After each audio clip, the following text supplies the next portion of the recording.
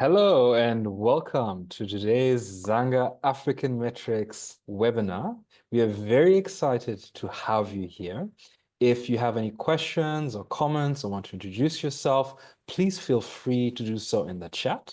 We're just going to go through a few housekeeping rules as we get this webinar started, and we just give a few more minutes for other participants to arrive. So just a few friendly reminders. You are free to turn your camera on, but please keep your microphone off. We will have a Q&A session at the end of this webinar where we will enable unmuting and you will be able to ask Doreen any question in regards to this webinar. Again, if you've got any questions, please feel free to type them out in the chat. Our team will take note of them and include them in the Q&A at the end of this webinar. Alrighty, so just a little bit by way of introduction, now that the housekeeping rules have been sorted out. My name is Masumba Amadeus Musumali, and I am the head of marketing here at Zanga African Metrics, and I will be co-hosting this webinar with our work psychologist and research and development lead, Doreen. Doreen is a work psychologist. She is very passionate about leadership development, and I can't wait to see what she has prepared for us today about energizing your workforce with, well, here's Doreen. She'll tell us more. Thank you all. Enjoy the session. Thank you. Thank you so much, Amadeus, for that introduction. So I'm Doreen, and as introduced by Amadeus, I'm the work psychologist. I'm a work psychologist at Zanga. My role is research and product development. So my role revolves around ensuring that the products that we put in the market are valid, are reliable, they are relevant to our customers' needs, but also they are scientifically sound. And so I'm very happy to be talking to you today about work engagement. It's one of the very hot topics of work psychology and people behavior, especially behavior in the workplace. So yeah, by way of outline, today we will be looking at a few issues around work engagement, related to work engagement. So first of all, I would like for us to just review from a larger view, what it takes to have an effective organization, but also now segue into work engagement and what it means and what has been the research or the evidence around work engagement before moving on to how it's measured and some strategies that people use to measure and optimize work engagement. And at the very end, we'll be happy to introduce to you what we're working on in terms of having our own measure for work engagement to introduce to our customers and the African market in general. So before we get started, I would like for you to just quickly reflect. Feel free to answer in the chat. Feel free to reflect on this quietly. There's no pressure. I'd like for you to quickly just reflect on some past experiences that you've had with employee engagement surveys. So the words or the terms employee engagement, work engagement are often used alternatively, like people would say one thing but mean the other, or just essentially they mean the same thing. In the past, there has been some few researchers that have differentiated between the two, but I think now it's used generally to mean the same thing. And usually organizations, companies have end of year surveys that aim to capture the employee engagement levels and how people are feeling about their roles and their jobs. So I'd like for you to think about this and think about any past experience that you've had, perhaps just end of last year. I mean, we're still in January, so that might be just a few weeks back, whether you filled in such a survey and what impression did it have on you? Did you think that this was genuinely a meaningful opportunity to share your thoughts about your role and share your experience? Did you take it more of a routine task? And whether you think it was valuable for your organization. So just take a minute to think of that and have that thought in the back of your mind as we move on to now the rest of the presentation. So, like I shared before, we'll be looking first of all at effective organizations and what it takes to have an effective organization. My apologies, I think my slides moved slightly here in the first one. But essentially, there's a lot of things that go into building an organization that is effective, a company that is effective, and a company that is working towards its goals. You'll agree with me that it takes very strong leaders who are able to motivate, leaders who are able to effectively strategize and lead the rest of the company or the rest of the team to accurately or to pursue these goals the way that they're supposed to, or in an effective way. But also it will take a few design issues. So we need to look at how the overall structure of the organization is. What are the different departments? How do they work together? How do things work within departments? What are the different roles that people take on? Having this done in a non-optimal way is very likely to stagger the development, actually the development of an organization or a company. But also it takes a very skilled and an engaged workforce to have an organization that effectively does what it's supposed to do. Pursues its goals, meets the customer's needs, adapts to the market and technological changes, and which also brings us to the next point, which is adaptability and innovation. It takes, with the current changes in the market, changes in technology, they're very rapid. And for an organization to remain effective, to remain profitable, if that's one of its goals, to give the service that it aims to give effectively, it has to be able to adapt. So what is it doing to adapt to the technological and the changing market needs? But also it takes a very good and positive organizational culture for organization to be effective. So we need to look at how people relate to each other within their organization, how they work together, what is the overall climate, what is the way that people talk to each other, what is seen as the norm in the organization, in the ways that people interact. So all of these are very significant elements of effective organizations.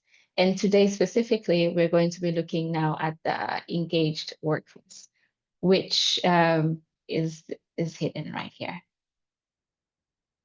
on the corner. Yep.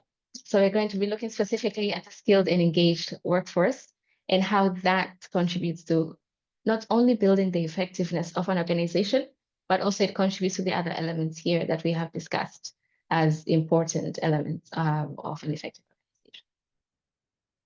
So, like I mentioned before, employee engagement, work engagement, it has been a buzzword within organizations, within research, work psychology researchers.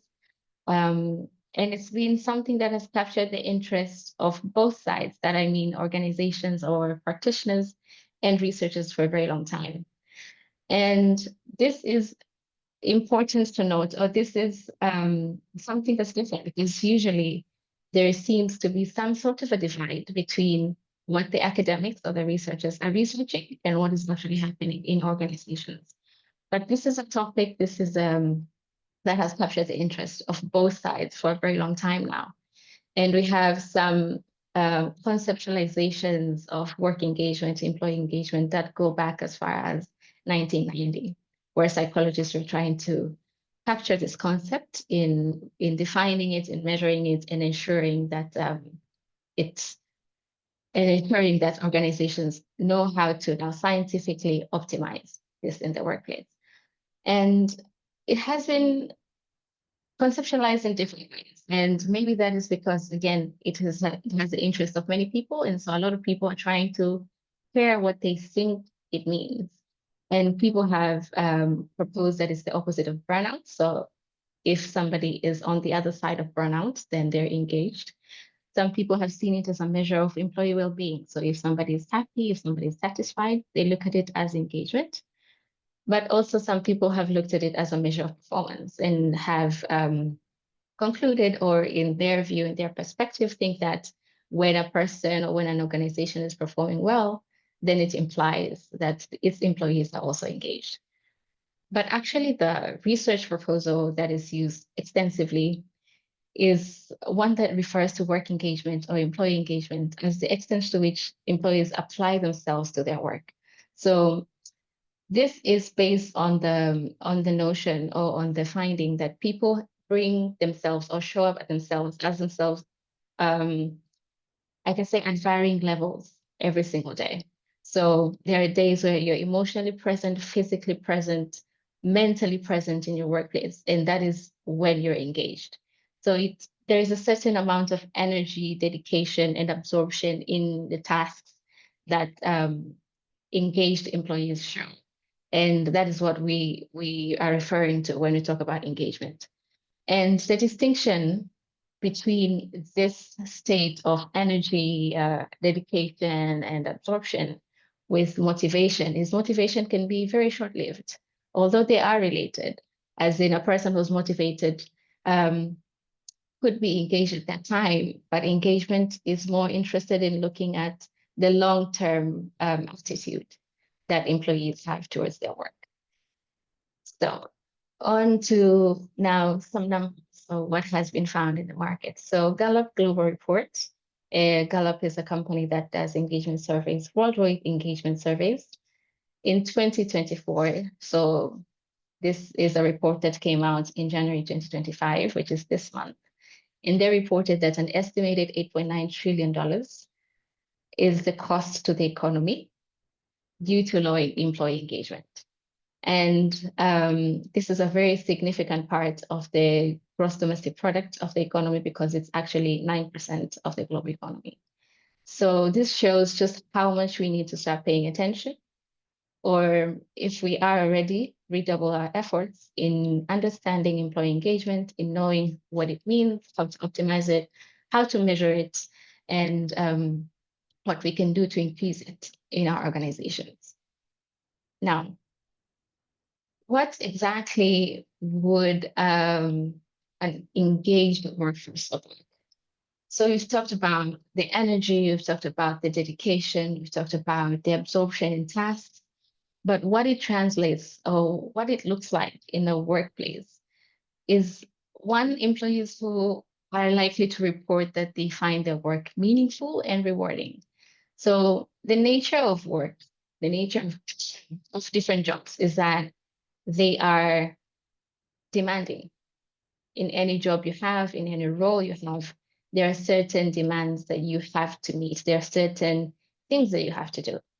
These are listed in the job description as things that you're expected to deliver, but also could include things like energy that you dedicate to dealing with things like organizational processes, technological changes, and all of these other demands that may not really be part of your role, but you still have to deal with. And engaged employees are ones that would still, even amidst these demands, report that they find their work meaningful, they find their work rewarding, and they think, or their perspective over their work is that it's positively challenging and to them is a source of motivation. But also an engaged workforce is one that is likely to have a sense of trust and security in their roles. So we know that there's been a lot of, apart from layoffs, apart from other problems that can cause people to be insecure, such as changes, employees who are engaged are ones that have security, have a sense of trust in the organization, but also feel secure in their roles. They know that their work is meaningful to the organization. So it contributes to the organization, and they know that they have a space, they have a place in the organization. But also engaged employees are ones, or are more likely to be ones that have physical, emotional, and psychological resources to perform their jobs.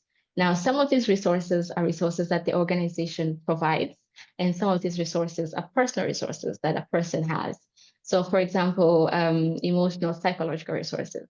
Organization can provide something like training, which is meant to grow a person's, an individual's, a team's psychological resources, but also somebody could undergo something like coaching or could be internally themselves resilient in such a way that they have enough emotional resources to deal with emotional demands of a job. So overall, an engaged workforce, an engaged group of people, their dedication is obvious. It's seen through their actions, it's seen through their attitudes, which is generally positive in the workplace.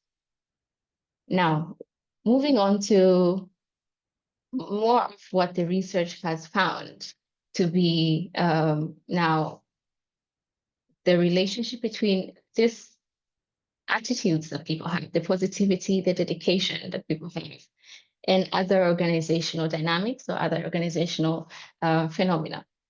So research has found that employee engagement is related to other key things that contribute to the organization's performance. So people who are engaged, they are also satisfied in their roles. They are also, they have a higher sense of well-being, so they're happier, more, again, relating to satisfaction, but also their performance speaks for itself, as in they're able to perform well in their own roles, but also in other, what is called in work psychology spaces, extra role activities. So could be helping other people, could be volunteering, could be just being more, showing more initiative in the workplace. And that is obvious in people or in a team, in an organization with high engagement. But also research has found that teams that are highly engaged, organizations with high engagement, they have higher levels of customer orientation and satisfaction, which directly translates to higher sales and also growth of organization and effectiveness. They also showcase higher team cohesiveness, creativity, and they have better culture and climate. So all of these are very key to how organization performs, how people feel, but also how they perform in their roles and how they contribute to the bigger objectives and goals of the organization. Similarly, and I guess we could also draw the conclusion from this, is that this employee engagement is negatively related to absenteeism. So with places that have low levels of engagement, employees are more likely to be absent from their work.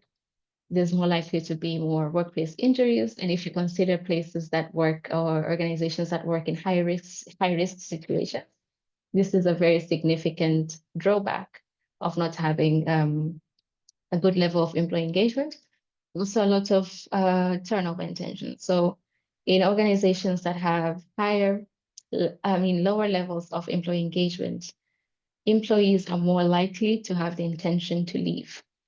Now, whether they leave, that's another issue, because we know that there is a lot of factors that are related to whether people choose or ultimately make the decision to leave, and that often people hold the intention to leave for longer than they make the decision to leave an organization. But still, the fact that they have the intention to leave could mean lower motivation, not a very positive attitude towards their roles, that they're not as willing to help other people in the workplace. And overall, they're showing signs of maybe fatigue and irritability in the workplace. So these have been the research insights or research findings as to how employee engagement relates to other key phenomena in the workplace that affects the overall effectiveness and overall performance of an organization or a company. Now, what are some common strategies that people can employ or organizations can employ to increase engagement? So there's so many different things, and it actually is very dependent on the organization itself and the issue that is being faced. Because we have to, again, recognize that there are demands that come with every job, and there are resources that organizations can offer to help people deal with this demand. So if, for example, very commonly, if somebody is, say, a computer scientist, you expect them to have a computer. That's how they're going to work. That is a very common resource that the organization has to provide for this person to work. But also resources such as organization providing training, providing opportunities for people to learn and grow. These are also additional. They might not be seen as very essential for somebody to do their job, but still go a long way in helping this person have a more positive attitude, feel like their work is meaningful, and become or be more dedicated in their role. So some of the strategies that organizations can implement in now trying to increase employee engagement include creating an environment of psychological safety. So psychological safety is another term that has been used a lot more recently, and perhaps it's post-COVID or maybe pre-COVID, it's just becoming more famous around researchers and also around practitioners. So what it means is having the space or having the ability, employees having the space and the ability to openly share their thoughts, openly share their learnings with the rest of the teams, with the leadership and management without fearing repercussions. So workplaces are a place where we have to share information just by nature of the way organizations are. You're working with people and departments work together, different job roles work together to achieve the goals of the organization. And so there's information that has to be shared across the teams, but also sometimes so we say horizontally, but also vertically or laterally. Laterally is horizontal. So psychological safety then is a measure of whether employees feel safe, feel like it's a safe space to express themselves without the fear of repercussions or without any implications to their jobs. And when there is this safe space for people to express themselves, then they're more likely to engage in their role, but also engage with other people very well and very positively. But also coaching is one of a strategy that organizations can employ to help employees become more engaged. So coaching, it increases a person's individual resources. So confidence, self-efficacy, resilience, these can all be a result of resources that result from coaching that help a person to deal with the demands of the job and also maintain their positive attitude and dedication to their roles. And similarly, regular feedback is something that can help somebody grow. And this is very common that feedback becomes just something that we do just because it's part of what we do. And without having feedback that is meaningful, without having feedback that is aimed to help a person grow, a person can become very demotivated and they can lose their positive attitude and their dedication to their work.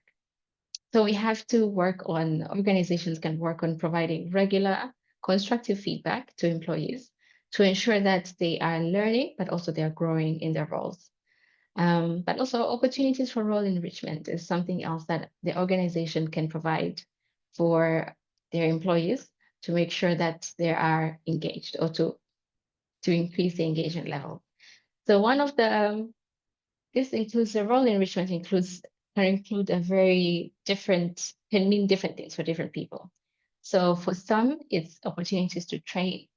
I read a very interesting case study the other day, which was about a company called Cisco, which was voted, I think, one of the best places to work. And they do a job swap where somebody can, in a few, I think it's in a few weeks or a few months per year, take a job in a different department so that they can learn from that department and see whether that's a move that they want to make perhaps in the future. But of course, for something like this, there is a few considerations to be made. The organization has to be big enough to allow such type of movements, but also it has to be some type of training or support to help this person as they move across departments because it's not an easy task. And also effective leadership is something that contributes significantly to engagement, because leaders are responsible for a lot of these other resources that we are discussing here. So they make the decisions around whether people get training or not. They make decisions around how people socialize, and they actually play a big role in creating the culture of the organization. But also learning and development opportunities, reward and recognition schemes. These are also the resources that organizations can provide to employees in order to boost the levels of engagement so that people are more positive about their roles and more dedicated. But these are just a few of the strategies, and this doesn't represent all that an organization can do in order to increase or boost engagement in their organization. But the question comes now, how can you determine what's the best strategy for your organization? And a commonly utilized method for this is the deployment of employee engagement surveys. So typically, like I said in the beginning of our webinar, typically at the end of the year or sometimes monthly, you get a list of questions for some organizations that asks you different things about your job, about leadership, about different aspects really, and how you're feeling about that. And sometimes organizations follow through because it's actually the process of deploying a survey or utilizing a survey is not something that stands alone. So it's actually something that has to be paired with an implementation, paired with the progress monitoring to make sure that what insights we're getting, the insights that we're getting from the survey, go back into feeding the strategy and how we now improve the workplace to boost engagement. And this is typically the process of deploying such engagement surveys. It would start with diagnostics or definition of objectives. This is a process where usually stakeholders, could be human resource managers, people from different departments, come together to determine what's the purpose of the survey. Why do we want, or what insights are we looking to get from employees? Because as I mentioned before, there are a lot of things that affect a person's employee engagement in the workplace. So could be the leadership, could be the culture, could be the resources that they have or do not have access to. So the first step in before deploying a survey would be to now come together, bring together stakeholders, and identify what insights that they would like to gain from the survey. That is followed by a survey design and distribution process. So the questions cannot just be randomly asked. As much as we want to gain insights about leaders, gain insights about the culture, there is a way, there is a science to designing the questions. There's a science to making sure that what we are putting in the question reflects our objectives, but also reflects the employee engagement construct that we're trying to measure. But also there is considerations to be made when designing a survey, such as how is it going to be deployed? How long is it going to be? And for all of this, there's scientific principles that guide this process of designing and distributing survey optimally. That is then followed by a data analysis and formulation of action plan. The survey, obviously, a lot of people fill it, so it depends, and that's one of the good things of a survey is can be filled by 10 people, 5 people, 100 people, 1,000 people. But what is going to turn those answers into a meaningful outcome is the analysis process. And so the data is analyzed to see what are the trends, to see what are the different levels of maybe satisfaction, what are the different comments or views on different aspects of the organization that affect employee engagement. And after the data is analyzed to reveal this trend, usually, an action plan is then formulated as in now what strategy based on the data, based on the evidence that we've collected, is the most, it's going to be the most, is the best for the situation. And then we intervene by implementing the strategy and monitoring the progress. And in terms of monitoring the progress, the survey itself can be used. And that's why for some organizations, they implement monthly surveys that help to see what are the trends over time. And a month is a short period of time where you can see where people's feelings are, where people's levels of dedication and their attitudes are. And you can try out different strategies based on this evidence. So this is now the process of how companies can determine or see what is the best strategy to employ in this situation. What is the best strategy for them to engage the employees better? Now, if we just go back to the initial view of what makes an effective organization, we have discussed only this one part. This is what we were meant to discuss the engagement, having an engaged workforce.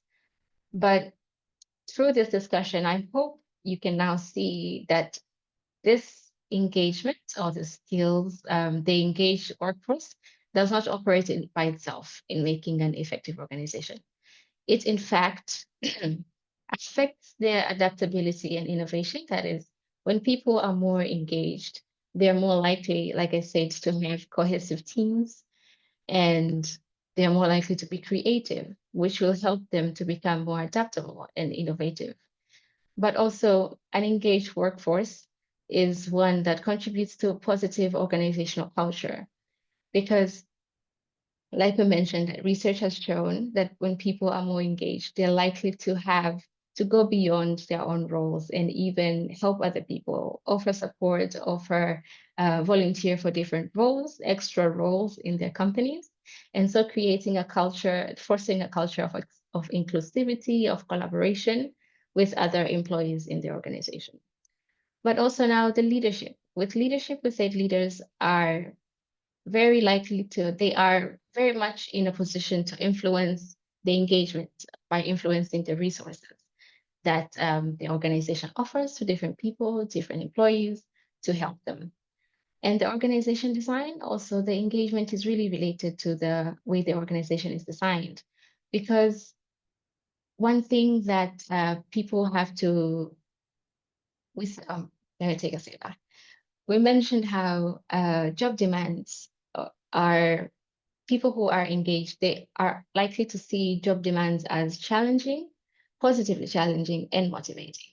However, depending on how the organization is designed, depending on how their roles is designed, things like dealing with bureaucracy, things like dealing with miscommunication or lack of good integration between different departments in an organization is something that can cause even the most motivated, even the most positive attitude person to be a bit demotivated or to be a bit less dedicated in their role.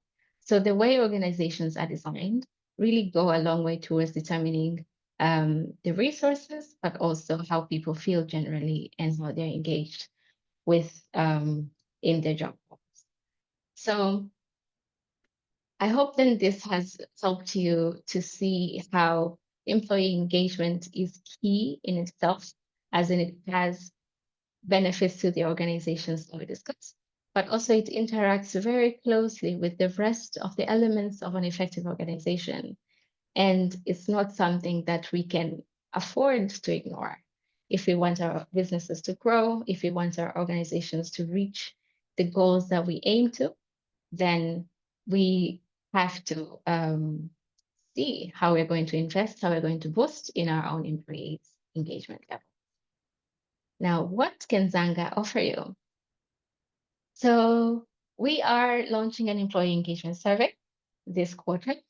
And this survey is specifically aiming to assist organizations in high context cultures, such as African nations, parts of Asia, to gain insight, but also to undertake targeted interventions that are meant to improve or boost the employee engagement levels.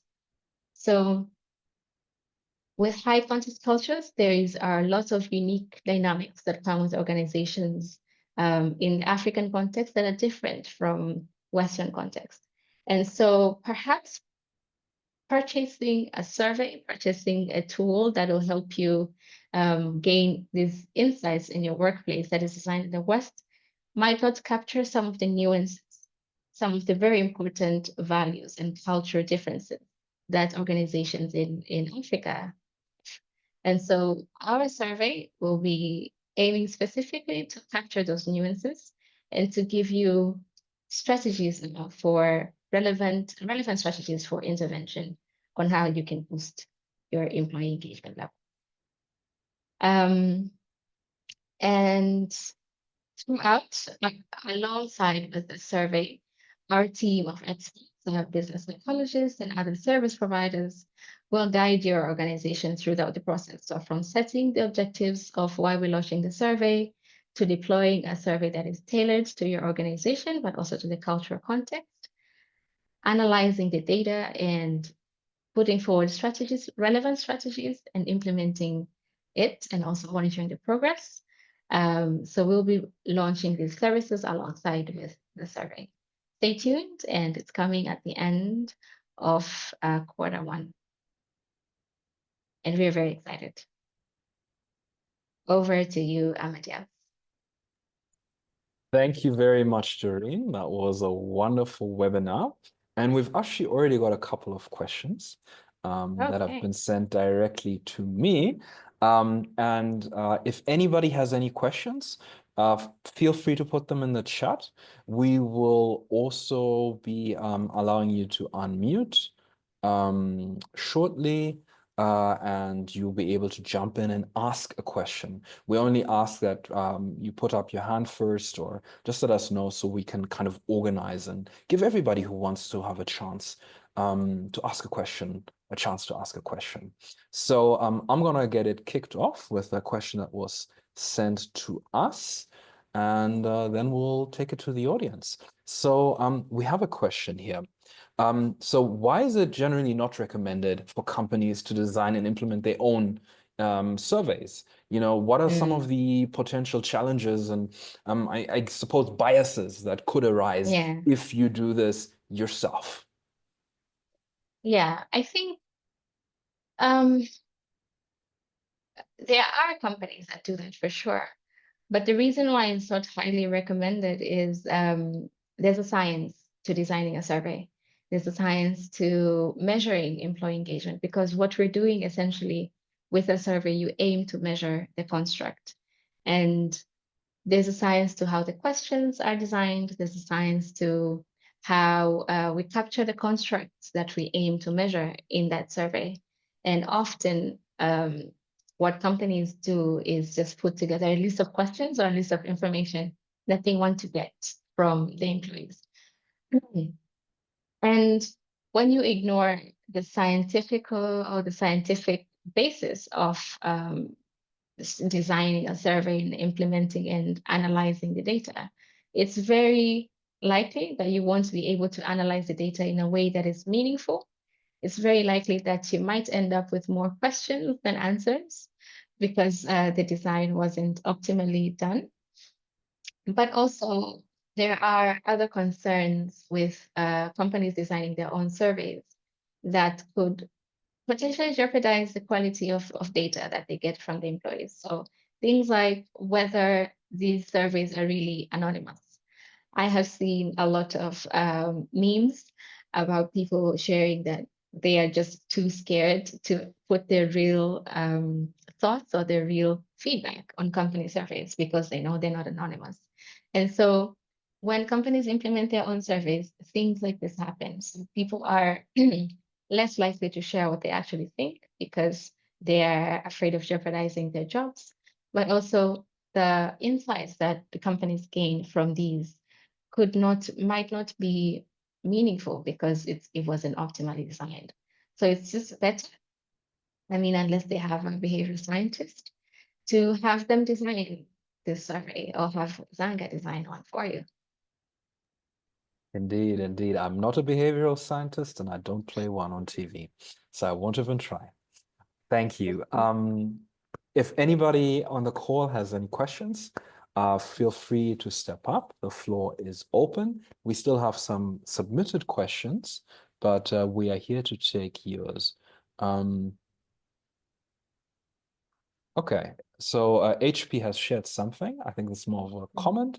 My takeaway from today's session was on strategies to increase employee engagement, coaching to engagement surveys. Thank you very much for that insight, HP. Much appreciated.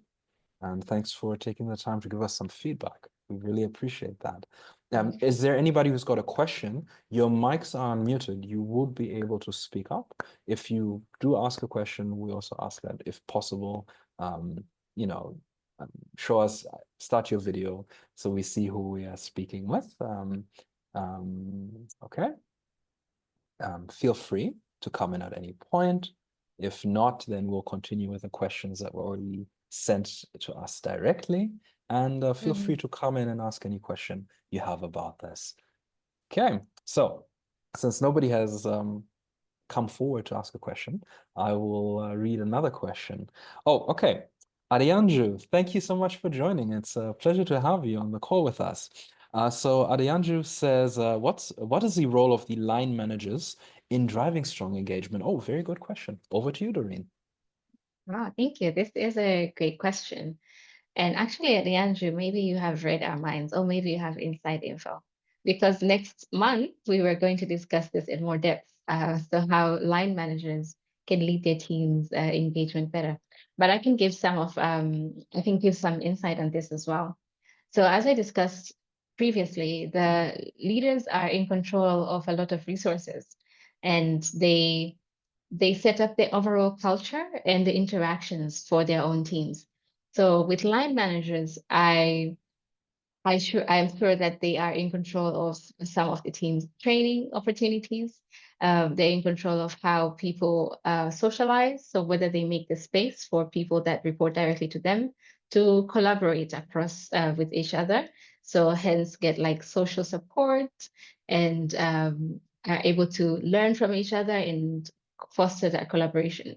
So I would say line managers specifically are responsible for setting up the environment for their teams to work well together, to collaborate, to communicate positively, to share or air any problems, any issues that they have, create a safe space. Like we talked about psychological safety being a very important element of employee engagement. So to create a safe space for people to air out their views, to air out their feedback, and overall make sure that the culture of the team is one that encourages people to engage with each other in a really positive manner.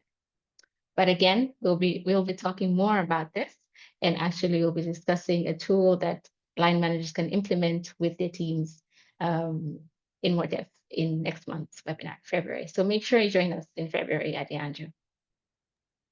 And if you can't wait until February, ask me and I'll give you leakage on the tool. Sure. All righty. Super, super. Is there anybody on the call who would like to ask a question? Or do we continue with our previously submitted questions? Feel free to put it in the chat or to just unmute your mic and ask away, whatever works for you. Okay, so in the meantime, oh, there we go.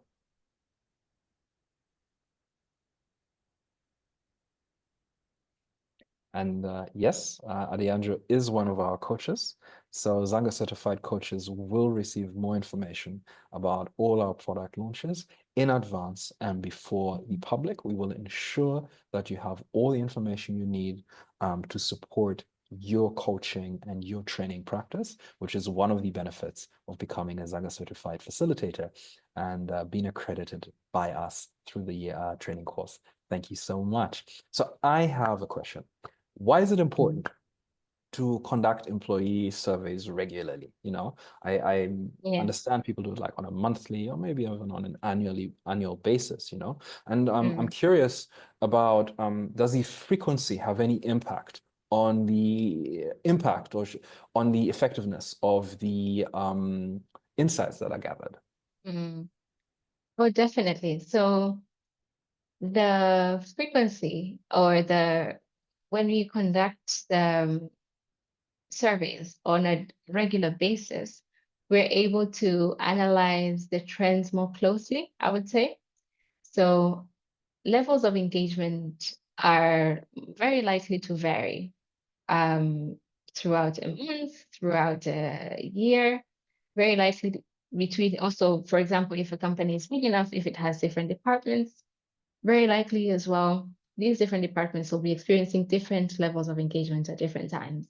And when we regularly conduct the surveys, then we're able to capture these trends. We're able to capture what times engagement levels were high, what time engagement levels were low.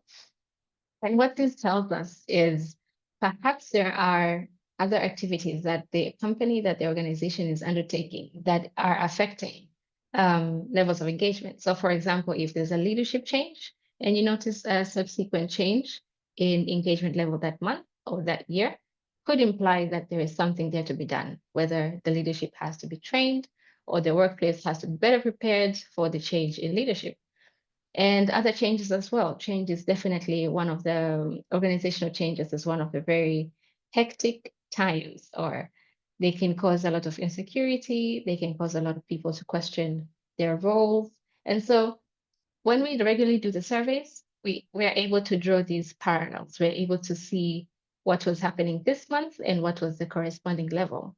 If Similarly, if something or if a particular month shows some extraordinary levels of engagement, then we'll be definitely interested to see what was happening that month so that the strategy can be implemented for other months of the year in order to maintain that engagement. So the frequency matters a lot because we want to capture that nuance. We want to capture the changes in trends and investigate what was going wrong or what was going right in that.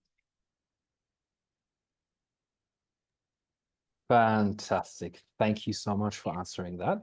We are coming up to the end of our webinar, but I would love to get in one or two quick questions. There's a question that has been sent to me directly that I feel is really relevant and important for everybody on this call. But I want to give one last chance to any of the participants on the call to ask a quick question. Anybody, unmute yourself or put it in the chat. This is your chance to ask Doreen a live question right now before I read out the question that was sent to me and we close up today's webinar. Yeah, all right. Looks like no questions from the audience right now, aside from what was sent to us.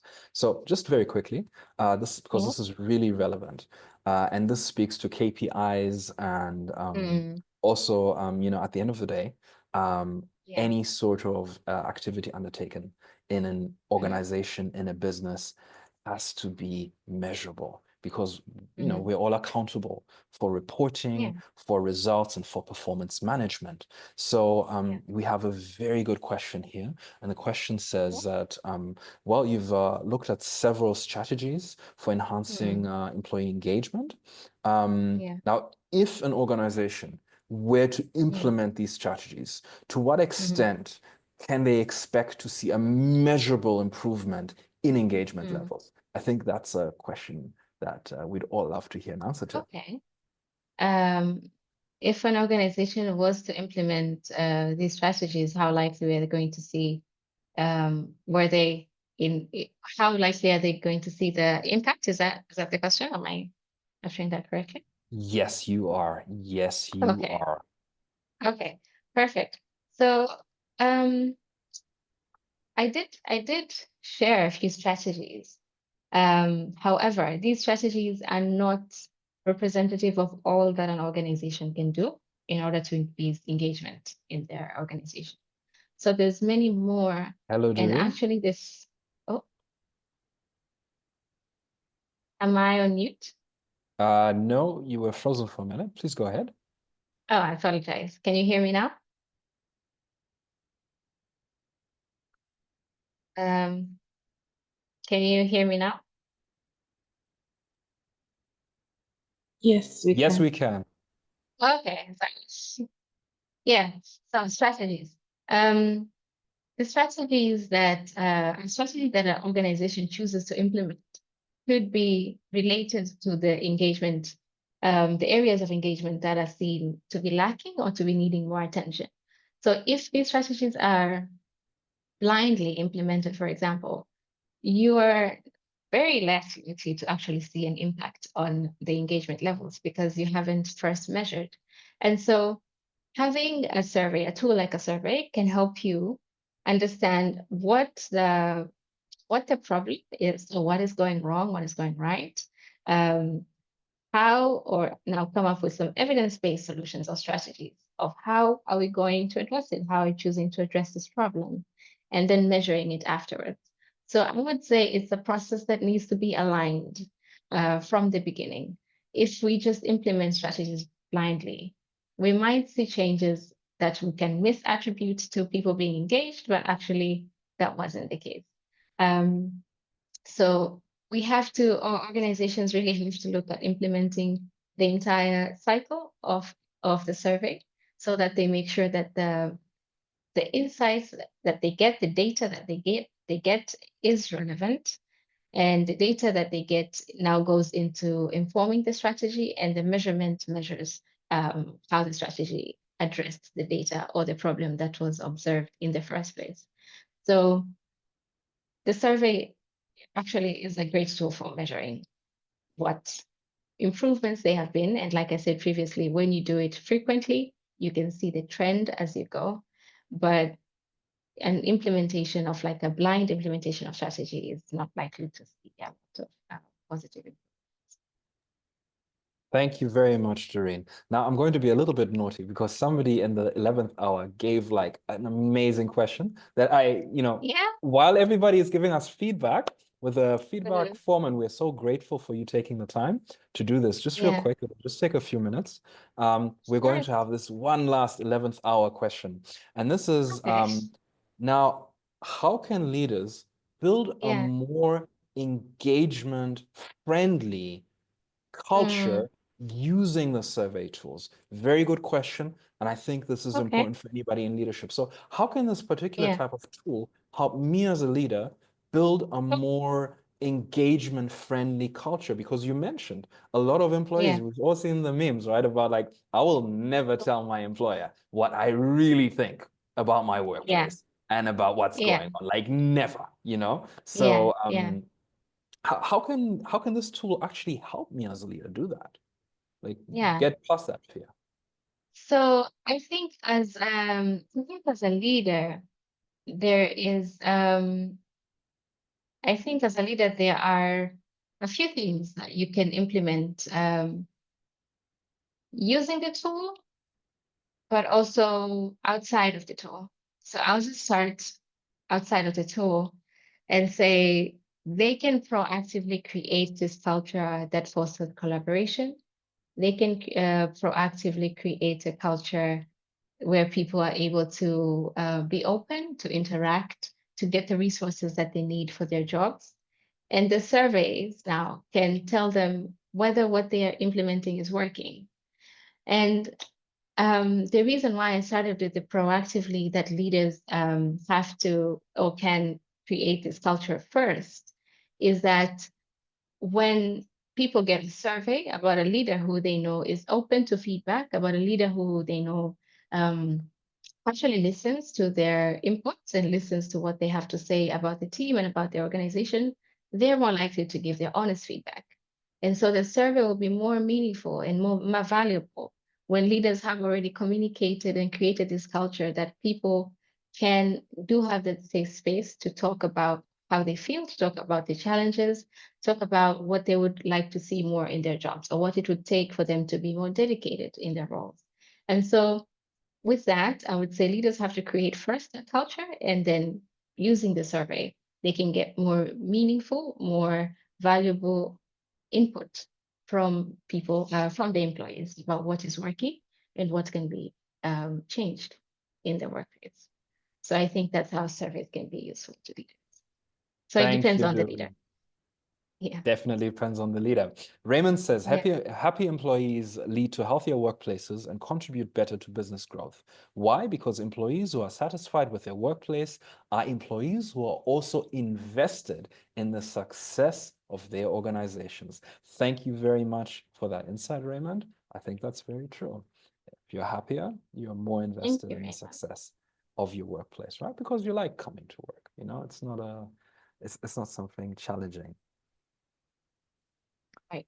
By the way, as we're closing up and as we're shutting this down, we'd like to thank you very, very much for your attention. If you are interested in becoming a Zanga certified coach, you can reach out to me. My details are all over our LinkedIn page. You can inbox, you can email, you can call. I will be dropping my email into the chat just now. There we go. So if you'd like to get in touch, you have any questions, you'd like to be notified when the employee engagement survey is ready to launch, please let us know. And if you want to become Zanga certified, to actually deploy the assessment and the analytics, including the upcoming employee engagement survey, then please reach out to me. We can do that. Some of our coaches who are already accredited are actually on this call. Thank you so much for joining. We love working with you and supporting your coaching and training businesses. You are awesome. You're part of the Zanga family. Thank you so much for joining us today. If you haven't done so already, please follow us on LinkedIn so that you will get notifications about the next webinar. We have these webinars every last Thursday of the month. We do this monthly. And Doreen has, as you may have heard earlier, already planned out a very exciting calendar for this year. And we're going to look at some really interesting things. If you'd like to know more, please visit our website. My email is on the screen if you'd like to inquire about getting accredited, some of how we can support your organizations with these assessments and analytics. And it's been a real pleasure having you all here. Thank you very much. Have a blessed day. God bless. And we will see you in the next webinar. Don't forget to follow us. Bye-bye and all the best. Bye. Thank you, Evangelist, and thank you, everyone.